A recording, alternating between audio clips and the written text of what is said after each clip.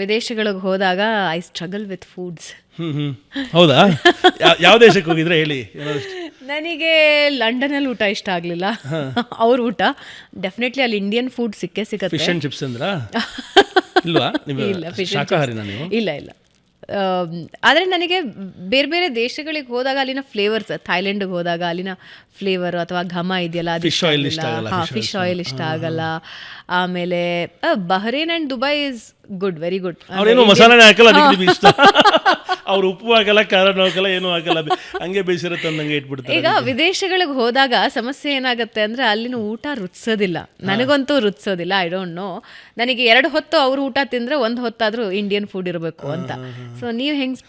ನಾನಂತೂ ನನಗೇನೂ ತೊಂದರೆ ಇಲ್ಲಪ್ಪ. ನಾನು ಮಂಗೋಲಿಯಾಗೆ ಹೋದಾಗ ಅವ್ರು ಇಟ್ಟಿರೋ ಹಸಿ ಮಾಂಸನೂ ತಿಂದಿದ್ದೀನಿ. ರಷ್ಯಾಗೆ ಹೋದಾಗ ಒಳ್ಳೆ ಈ ಕ್ಯಾರೆಟ್ ತುರಿ ಥರ ಫ್ರೀಸ್ ಆಗಿರೋ ಫಿಶ್ನ ತುರಿದು ಕೊಡ್ತಾರೆ, ಹಿಂಗೆ ಅದನ್ನು ಟೇಸ್ಟ್ ಮಾಡಿದ್ದೀನಿ. ಅಂದರೆ ಇಟ್ ಡಸಂಟ್ ಮ್ಯಾಟರ್. ಈಗ ಸರ್ವೈವಲ್ ಆಫ್ ದ ಫಿಟ್ಟೆಸ್ಟ್ ಥರ ಬದುಕಬೇಕು ನಾವು. ಈಗ ನೀವು ಮಾಡ್ತಿರೋ ಒಂದು ಟೂರಿಸಮ್, ನೀವು ಹೋಗಿರೋದು ಅಂದರೆ ಟೂರಿಸ್ಟಿಕ್ ವ್ಯೂ ಪಾಯಿಂಟಲ್ಲಿ ಹೋಗಿದ್ದೀರಾ. ಸೊ ನೀವು ನಿಮ್ದು ಬೇಕು ಅನ್ನೋ ಥರ ಈಗ ತುಂಬ ಡೀಪಾಗಿ ಟ್ರಾವೆಲ್ ಮಾಡೋಕ್ಕೆ ಶುರು ಮಾಡಿ. ಯಾವತ್ತರ ಒಂದು 100 ದಿವಸ ಯಾವ್ದಾರ ಒಂದು ಟ್ರಾವೆಲ್ ಮಾಡಿ.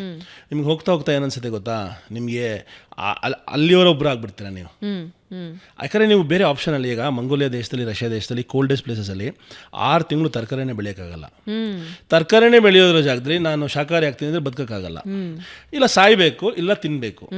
ಏನು ಮಾಡ್ತೀರಾ ಡಿಸೈಡ್ ಮಾಡಬೇಕು. ನೀರು ಸಿಗಲ್ಲ, ಮಂಜುಗೆಡ್ಡೆನ ತಂದು ಕರಗಿಸ್ಬೇಕು, ಅದನ್ನೇ ಕುಡಿಬೇಕು. ಬೇರೆ ಆಪ್ಷನ್ ಇಲ್ವಲ್ಲ. ಮನುಷ್ಯ ಏನು ಬೇಕೋ ಮಾಡೋಕ್ಕೆ ಸಾಧ್ಯ, ಎಷ್ಟು ದೂರ ಬೇಕೋ ಹೋಗ್ಬೋದು, ಏನೇನು ಬೇಕೋ ಮಾಡ್ಬೋದು ಅನ್ನೋದಕ್ಕೆ ನಾನೇ ಸಾಕ್ಷಿ. ಈಗ ನಾನು ಕರ್ನಾಟಕದಲ್ಲಿ ಹುಟ್ಟಿದವನು, ನನಗೆ ಒಳ್ಳೆ ಕ್ಲೈಮೇಟಲ್ಲಿ ಬೆಳೆದವನು, ಅದು ಬೆಂಗಳೂರಲ್ಲಿ. ಅವತ್ತಿನ ಬೆಂಗಳೂರು ಬೇರೆ ಥರ ಹೋಗಿದೆ. ಆವತ್ತಿನ ಬೆಂಗಳೂರಲ್ಲಿ ಬದುಕಿದವನು ವಿಶ್ವದ ಎಲ್ಲ ರೀತಿಯ ಚಾಲೆಂಜಸ್ನ ಫೇಸ್ ಮಾಡಿ ವಾಪಸ್ ಸುರಕ್ಷಿತವಾಗಿ ಬಂದಿದ್ದೀನಲ್ಲ.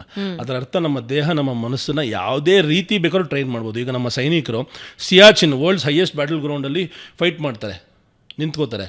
ಹೇಗೆ ಸಾಧ್ಯ? ನೀವು 1 ನಿಮಿಷದಲ್ಲಿ ಹೋಗ್ಬಿಡ್ತೀವಿ. ಅಂದರೆ ಆ ಟ್ರೈನಿಂಗ್ ಅವಶ್ಯಕತೆ ಇದೆ, ಅಕ್ಲಮಟೈಸೇಷನ್ ಅವಶ್ಯಕತೆ ಇದೆ, ಮತ್ತು ಅದಕ್ಕೊಂದು ಥಾಟ್ ಪ್ರಾಸೆಸ್ ಇದೆ. ಅದು ಹೋಗ್ತಾ ಕಲಿಬೋದು. ಬಟ್ ಊಟ ತಿಂಡಿ ವಿಚಾರದಲ್ಲಿ ನೀವು ಹೇಳ್ತಾರೆ ತಪ್ಪು ಅಂತ ನಾನು ಹೇಳೋದೇ ಇಲ್ಲ. ಯಾಕಂದರೆ ನಿಮ್ಗೇನು ಬೇಕು ಕಂಫರ್ಟ್, ಅದನ್ನು ನೀವು ಅಪೇಕ್ಷೆ ಪಡ್ತಾ ಇದ್ದೀರಾ. ಬಟ್ ಇನ್ನೊಂದು ಸಜೆಸ್ಟ್ ಮಾಡ್ತೀನಿ ಎಲ್ಲರಿಗೂ, ಏನಂದರೆ ಹೋದಾಗ ಈ ಮೇನ್ ರೆಸ್ಟೋರೆಂಟ್ಸ್ ಇದೆಯಲ್ಲ ಅದನ್ನು ಬಿಟ್ಬಿಡ್ಬೇಕು. ಯಾರ್ಯಾರೋ ಒಬ್ಬ ಲೋಕಲ್, ನಾನು ಯಾವಾಗಲೂ ಹಂಗೆ ಮಾಡೋದು, ಲೋಕಲ್ ಯಾರು ಸಿಗ್ತಾನಲ್ಲ, ಎಲ್ಲಿ ಚೆನ್ನಾಗಿರುತ್ತೆ ಅಂತ ಕೇಳೋದು. ಅವ್ನು ಭಾಷೆ ಮುಂದಿಲ್ಲ ಅಂದರೆ ಹಿಂಗೆ ಕೇಳೋದು, ಭಾಷೆ ಟ್ರಾನ್ಸ್ಲೇಟರ್ ಇದ್ದರೆ ಟ್ರಾನ್ಸ್ಲೇಟರ್ ಕೇಳೋದು. ಅವ್ನು ಇಂಗ್ಲೀಷು, ಹಿಂದಿ, ಕನ್ನಡ, ನಮ್ಮ ಭಾಷೆ ಆದರೂ ಒಂದು ಚೂರಾರು ಅರ್ಥ ಆಗುತ್ತೆ ಅನ್ನೋದ್ರೆ ಅದನ್ನು ಕೇಳಿಬಿಟ್ಟು ಅವನ ಮೂಲಕ ಕರ್ಕೊಂಡು ಹೋಗೋದು, ಇಲ್ಲ ಲೊಕೇಶನ್ ತೋರಿಸೋದು. ಅವನು ತಿನ್ನೋ ಜಾಗಕ್ಕೆ ನೀವು ಹೋಗಬೇಕು. ಓಕೆ. ಇಲ್ಲೇನಾದೆ ಅಂದರೆ ಇಂಡಿಯನ್ ಫುಡ್ ಫಾರಿನ್ ಅಂತೂ ಚೆನ್ನಾಗಿರೋಕ್ಕೆ ಸಾಧ್ಯನೇ ಇಲ್ಲ. ಯಾಕಂದರೆ ಅವ್ರು ಇಲ್ಲಿಯ ಇಂಗ್ರೀಡಿಯೆಂಟ್ ಸೋರ್ಸ್ ಮಾಡೋಕ್ಕಾಗಲ್ಲ. ಅಲ್ಲಿಯ ಲೋಕಲ್ ಡೊಮೆಸ್ಟಿಕ್ ಫುಡ್ಡನ್ನು ಬೆಸ್ಟ್ ಜಾಗದಲ್ಲಿ ಹೋಗಿ ತಿನ್ನಬೇಕು. ಲೋಕಲ್ ಜಾಗದಲ್ಲಿ ಇಟ್ಸ್ ನಾಟ್ ಲೈಕ್ ಅವ್ರು ತೋರಿಸೋ ರೆಸ್ಟೋರೆಂಟ್ಗಳಲ್ಲ. ನಿಮಗೆ ಟೂರಿಸ್ಟ್ ಪ್ಯಾಕೇಜಲ್ಲಿ ಹೋದರೆ ಅವರು ಯಾವುದೋ ಒಂದು ರೆಸ್ಟೋರೆಂಟ್ ಫಿಕ್ಸ್ ಮಾಡಿರ್ತಾರೆ, ಎಲ್ಲರನ್ನೂ ಹಿಂಗೆ ಕೂರಿಸ್ತಾರೆ, ಊಟ ಕೊಡ್ತಾರೆ, ಕಳಿಸ್ಬಿಡ್ತಾರೆ ಬುಫೇಲಿ. ಲೋಕಲ್ ಜನಗಳು, ಯಾಕಂದರೆ ಎಲ್ಲಿ ಬಿಸಿ ಬಿಸಿ ಊಟ ಇರುತ್ತೆ, ಎಲ್ಲಿ ತುಂಬ ಜನ ಇರ್ತಾರೆ, ಅಲ್ಲಿ ಸ್ಟೇಲ್ ಫುಡ್ ಸಿಗೋಕ್ಕೆ ಸಾಧ್ಯನೇ ಇಲ್ವಲ್ಲ, ಮೂವ್ ಆಗ್ತಾನೆ ಇರುತ್ತಲ್ಲ. ಇಲ್ಲೂ ಅಷ್ಟೇ, ಈಗ ಬಿಸಿ ಬಿಸಿ ಎಲ್ಲಿರುತ್ತೆ 5 ನಿಮಿಷ ಸಿಗಲ್ವಲ್ಲ ಆದಮೇಲೆ. ಸೊ ಅದು ಅಲ್ಲಿ ಪ್ರಾಬ್ಲಮ್ಮು ಆಗಲ್ಲ, ಆರೋಗ್ಯನೂ ಕೆಡಲ್ಲ, ಏನೂ ತೊಂದರೆನೂ ಆಗಲ್ಲ. ಸೊ ಲೋಕಲ್ಸ್ನ ಕೇಳಿ ಸೋಲೋ ಟ್ರಾವೆಲ್ ಮಾಡಿದಾಗ ಲೋಕಲ್ಸ್ ಪ್ರಕಾರ ನಡ್ಕೊಳ್ಳಿ ಅನ್ನೋದು ನನ್ನ ಒಂದು ಚಿಕ್ಕ ಟಿಪ್. ಯಾವಾಗಾದರೂ ತುಂಬ ಸ್ಟ್ರಗಲ್ ಮಾಡಿದ್ದಿದೆಯಾ ಊಟಕ್ಕೆ? ಮಂಗೋಲಿಯಲ್ಲಿ ತುಂಬ ಸ್ಟ್ರಗಲ್ ಮಾಡಿದೆ. ಯಾಕಂದರೆ ಅಲ್ಲಿ ಬುಡಕಟ್ಟು ಜನಾಂಗಗಳ ಜೊತೆಗೆ ಬದುಕ್ತಾ ಇದೆ. ಅಲ್ಲಿ 6 ತಿಂಗಳಿಗಾಗಷ್ಟು ಮಾಂಸನ ಒಂದೇ ಸರಿ ಕಡಿದು ಆಚೆ ಕಡೆ ಹಿಂಗೆ ಜೋಡಿಸ್ಬಿಡ್ತಾರೆ. -45 ಇರುತ್ತೆ ಅಲ್ಲಿ. ಫ್ರಿಜ್ ಇಲ್ಲ ಅಲ್ಲಿ ದೇಶದಲ್ಲಿ, ಆಚೆ ಕಡೆನೇ ಜೋಡಿಸ್ತಾರೆ ಊಟ ತಿಂಡಿ, ಹಾಲು ಮೊಸರು ಎಲ್ಲ ಮನೆಯಿಂದ ಆಚೆ ಇರುತ್ತೆ. ಏನಾದ್ರು ಊಟ ಹಣ ಹಸುವಾಗ್ತಾಯಿದೆ ಅಂದರೆ ಒಂದು ಇಡೀ ಕುರಿನ ನೀರಲ್ಲಿ ಬೇಯಿಸ್ಬಿಟ್ಟು ಹಿಂಗೆ ಇಟ್ಬಿಡ್ತಾನೆ ಅಷ್ಟೇ. ಎಲ್ಲರೂ ಕೂತ್ಕೋತಾರೆ, ಕುರಿ ಹಿಂಗೆ ತಿಂತಾರೆ, ತಲೆ ಬುಡ ಏನೂ ಇಲ್ಲ, ಎಲ್ಲನೂ ಇಂಟೆಸ್ಟೈನ್ಸಿಂದ ಹಿಡಿದು ಇಷ್ಟು ಹಿಂಗೆ ಇಟ್ಬಿಡ್ತಾರೆ.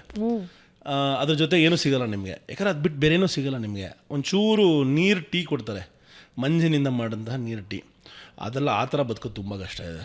1 ದಿವಸ 1-2 ದಿವಸ ಬದುಕ್ಬೋದು, 1-2-3 ದಿವಸ ಆಮೇಲೆ ತಲೆಗೆ ಕೊಡೋಕ್ಕೆ ಶುರು ಆಗುತ್ತದು. ಆಮೇಲೆ ಒಂದು ನೀರು ಕುಡಿಯೋಕ್ಕೂ ತುಂಬ ಕಷ್ಟ ಇದೆ. ನೀರು ತರಬೇಕಂದ್ರೂ ಎಷ್ಟೋ ದೂರ ಹೋಗ್ಬಿಟ್ಟು ಐಸ್ ಬ್ಲಾಕ್ಸ್ನ ಹೊಡಿತಾರೆ. ಆಮೇಲೆ ಐಸ್ ಬ್ಲಾಕ್ಸ್ನ ಗಾಡಿಗಳಲ್ಲಿ ಹಾಕೊಂಡ್ಬಂದು ಒಂದೊಂದು ಮನೆಗೇ ಕೊಡ್ತಾರೆ. ಆ ಐಸ್ ಬ್ಲಾಕ್ಸ್ನ ನೀವು ಕರಗಿಸ್ಬೇಕು. ನೀರೇ ಸಿಗಲ್ಲ ನಿಮಗೆ. ಈಗ ಆ ಎಲ್ಲ ಐಸ್, ಇಡೀ ಊರೇ ಐಸ್ ಆಗಿಬಿಟ್ಟಿರುತ್ತೆ, ಎಲ್ಲ ಐಸು, ಮೇಲಿಂದ ಐಸು, ಹೆಂಗೆ ಬದುಕೋದು?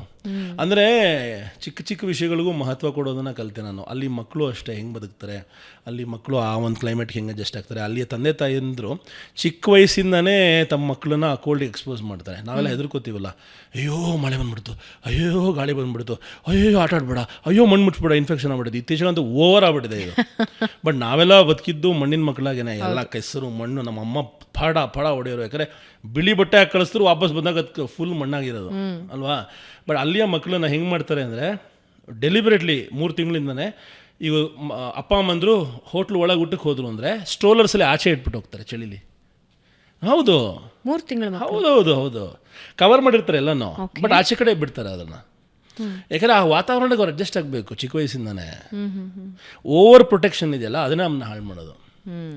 ಅದು ಚಿಕ್ಕವರಾಗಿದ್ದಾಗಲಿ ದೊಡ್ಡವರಾಗಿದ್ದಾಗಲಿ ಅಷ್ಟೇ. ಅದಕ್ಕೆ ಹೇಳೋದು, ಆಗಾಗ ನಾವು ನಮ್ಮ ಕಂಫರ್ಟ್ ಲೆವೆಲ್ಲು ಅದನ್ನು ಬಿಟ್ಟು ಹೊರಗೆ ಹೋಗಬೇಕು. ಒಂದೇ ಏನೋ ಮಾಡ್ತಾ ಇರ್ತೀವಿ ಅಂದರೆ, ಈಗ ನಾನು ಅಷ್ಟೇ ಒಂದೇ ಥರ ದೇಶ ನೋಡ್ತಾ ಇರಲ್ಲ ನಾನು. ಅದಕ್ಕೆ ಈಗ ಒಂದು ದೇಶಕ್ಕೆ ಹಿಂಗೆ ಹೋದರೆ ಇನ್ನೊಂದು ದೇಶ ಟೋಟಲ್ ಆಪೋಸಿಟ್ ಹೋಗ್ತೀನಿ ನಾನು. ಈಗ ಡೆನ್ಮಾರ್ಕ್ ಹೋದರೆ ನೆಕ್ಸ್ಟ್ ಹೋಗಿ ನೇಪಾಳಕ್ಕೆ. ಈಗ ಕಾಂಟ್ರಾಸ್ಟ್ ನೋಡಬೇಕಲ್ಲ, ಈ ಎಕ್ಸ್ಟ್ರೀಮ್ ನೋಡಿದಾಗಲೇ ಗೊತ್ತಾಗೋದು. ಈಗ ಇಷ್ಟು ಕರಪ್ಷನ್ ಇರೋದನ್ನ ನೋಡಿದಾಗಲೇ ಗೊತ್ತಾಗೋದು, ಉತ್ತಮವಾದ ದೇಶ ಕೂಡ ಹೆಂಗೆ ಮಾಡಬೇಕು ಅಂತ. ಈಗ ಉತ್ತಮವಾದ ದೇಶ ನೋಡಿದ್ಮೇಲೆ ಇನ್ನೊಂದು ಯಾವುದೋ ಬೇರೆ ರೀತಿಯ ದೇಶವನ್ನು ನೋಡಬೇಕು, ಅವಾಗ ಅಲ್ಲಿ ಗೊತ್ತಾಗತ್ತೆ. ಈ ರೀತಿ ಒಂದು ಕಾಂಟ್ರಾಸ್ಟೇ ನಮ್ಗೆ ಅರ್ಥ ಮಾಡಿಸೋದು ಪ್ರತಿಯೊಂದನ್ನು. ಈ ದುಡ್ಡು ಹೊಂದಾಣಿಕೆ, ಈ ಸ್ಟ್ರಗಲ್ಸ್ ಹೆಂಗಿರುತ್ತೆ ಅಂದರೆ, ಒಂದು ದೇಶಕ್ಕೆ ಟಿಕೆಟ್ ಬುಕ್ ಮಾಡಬೇಕು ಅಂದರೆ ಭಾಳನೇ ಎಕ್ಸ್ಪೆನ್ಸಿವ್ ಇರುತ್ತೆ. ನೀವು ಹೇಳಿದ್ರಿ ತಿಂಗಳಿಗೆ ಒಂದಿಷ್ಟು ಎತ್ತಿಟ್ಕೊಳ್ಳೋದು ಅಂತ, but that doesn't work sometimes. ನನ್ನ ವಿಚಾರಕ್ಕೆ ಅಥವಾ ನಿಮ್ಮ ವಿಷಯ, ಬ್ಲಾಗರ್ ವಿಷಯ ತುಂಬ ಕಷ್ಟ. ಎಸ್ಪೆಷಲಿ ಅದಕ್ಕೆ ಯಾಕೆ ಇವತ್ತವರೆಗೂ ಯಾರು ಕಾಂಪಿಟೇಷನ್ಗೆ ಬಂದಿಲ್ಲ ಯೋಚನೆ ಮಾಡ್ಬೋದು ನೀವು. ಅದಕ್ಕೆ ಈಗ ಕರ್ನಾಟಕದಲ್ಲಿ 3 ಜನ ಇರೋದು ನಾವು, ಇಂಟರ್ನ್ಯಾಷನಲ್ ಟ್ರಾವೆಲ್ ಬ್ಲಾಗರ್ಸ್ ಅಂತ. 4ನೇವರು ಅಂದರೆ ಇನ್ನೊಂದಿಬ್ಬರು ಬರ್ತಾ ಇದ್ದಾರೆ. ಬಟ್ ಯಾರಿಗೂ ಅಂದರೆ ಎಕ್ಸ್ಟ್ರೀಮ್ ಕಂಟ್ರೀಸ್ ಮಾಡೋಕ್ಕಾಗ್ತಾಯಿಲ್ಲ, ತುಂಬ ದುಡ್ಬೇಕು. ಪ್ರತಿ ದಿವಸ ಗಾಲ್ಫ್ ಆಡ್ದಂಗೆ. ಈಗ ಹೇಳ್ತಾರಲ್ಲ, ಗಾಲ್ಫು ಟೆನ್ನಿಸ್ ಆಡೋದು ತುಂಬ ಕಷ್ಟ. ಯಾಕೆಂದರೆ ಪ್ರತಿ ದಿವಸ ಟೆನ್ನಿಸ್ ಬಾಲ್ ಕೊಂಡ್ಕೋಬೇಕು, ಆ ಕೋರ್ಟು, ಆ ಗ್ರಾಸು, ರ್ಯಾಕೆಟು ಎಲ್ಲ ಸಿಕ್ಕಾಬಿಟ್ಟೆ, ಕೋಚಿಂಗ್ ಕಾಸ್ಟ್ಲಿ ಅಂತ. ಅದೇ ರೀತಿ ಇಂಟರ್ನ್ಯಾಷನಲ್ ಟ್ರಾವೆಲ್ ಬ್ಲಾಗಿಂಗ್ ಅಷ್ಟೇ. ಬಟ್ ಏನಂದರೆ ಇದೊಂದು ದಾರಿ, ಇದೊಂದು ದಾರಿಲಿ ಒಂದು ಯಾರೂ ಹೋಗಿಲ್ದಿರೋ ದಾರಿಲಿ ನಡೆದಾಗ ಒಂದೇನೋ ಬೇರೆ ಥರ ಖುಷಿ. ಮತ್ತು ಯಾರಿಗೂ ಸಿಗದಿರೋಂತಹ ಒಂದು ಆ ಜ್ಞಾನ ಪ್ರತಿಯೊಂದು ದಿವಸನೂ ಸಿಗ್ತಾ ಇದೇನೋ ಅನುಭವ ಸಿಗ್ತಾ ಇರುತ್ತಲ್ಲ, ಅದನ್ನು ಬಿಡೋಕ್ಕಾಗ್ತಾಯಿಲ್ಲ. ಸೊ ಇದು ದುಡ್ಡಿಗೋಸ್ಕರ ನಾನು ಮಾಡ್ತಾಯಿಲ್ಲ. ದುಡ್ಡಿಗೋಸ್ಕರ ಮಾಡೋದಾಗಿದ್ದರೆ ನಾನು ಇವಾಗ ಇಮಿಡಿಯೇಟ್ಲಿ ಬೇರೆ ಕಡೆ ಶಿಫ್ಟ್ ಆಗ್ಬೋದಿತ್ತು, ಯಾಕಂದರೆ ಆಲ್ರೆಡಿ ಬ್ರ್ಯಾಂಡ್ ಆಗಿದ್ದೀನಿ ಒಂದು ರೀತಿ. ಬಟ್ ನನ್ನ ಥಾಟು ನಿಜವಾಗ್ಲೂ ಒಂದು ಕನ್ನಡ ಪರ ಇದೆ, ಇನ್ನೊಂದು ಎಲ್ಲೋ ಒಂದು ಕಡೆ ನನ್ನ ಸ್ವಂತ ಜ್ಞಾನಾರ್ಜನದ ಕಡೆ ಇದೆ. ಆ ಒಂದು ಹಸಿವಿದೆ ನನಗೆ, ಕಲಿಬೇಕು ಅಂತ. ಎಷ್ಟು ದಿವಸ ಆಗುತ್ತೋ ನನಗೆ ಗೊತ್ತಿಲ್ಲ. ಬಟ್ ನನ್ನ ಕೈಲಿ ಆಗೋಷ್ಟು ಏನು, ನನ್ನ ಹತ್ರ ದುಡ್ಡೇ ಇರಲಿಲ್ಲ ಶುರು ಮಾಡಿದಾಗ. ಕೋವಿಡಲ್ಲಿ ದುಡ್ಡಿರಲಿಲ್ಲ, ನಂದೇನೋ ಒಂದು ಸಮಸ್ಯೆ ಆಗಿತ್ತು ಪರ್ಸ್ದಲ್ಲಿ.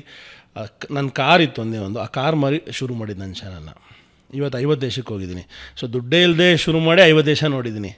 ಬಟ್ ಇವಾಗ ಯೂಟ್ಯೂಬಿಂದ ಕೂಡ ಅರ್ನಿಂಗ್ಸ್ ಬರ್ತಾಯಿದೆ. ಕರೆಕ್ಟಾಗಿ ಪ್ಲ್ಯಾನ್ ಮಾಡಿಕೊಂಡ್ರೆ ಸೋಷಿಯಲ್ ಮೀಡಿಯಲ್ಲಿ ಕೂಡ ಅರ್ನಿಂಗ್ಸ್ ಬರುತ್ತೆ ಚೆನ್ನಾಗೇ, ಒಂದು ಒಳ್ಳೆ ಸ್ಯಾಲ್ರಿ ಥರ ಬರುತ್ತೆ. ಬಟ್ ಏನಂದರೆ ನಮ್ಮದು ಇಂಟರ್ನ್ಯಾಷನಲ್ ಟ್ರಾವೆಲ್ ಆಗಿರೋದ್ರಿಂದ ಈ ಫ್ಲೈಟ್ ಟಿಕೆಟು, ವೀಸಾ, ಈಗ ನೋಡಿ ಸಡನ್ನಾಗಿ ಏನೇನೋ ಖರ್ಚು ಬರುತ್ತೆ. ಮೊನ್ನೆ ನೇಪಾಳದಲ್ಲಿ ಡ್ರೋನ್ ಕಳೆದೋಯ್ತು, 1 ಲಕ್ಷ ಪಟ್ಟಂತ ಹೋಯ್ತು.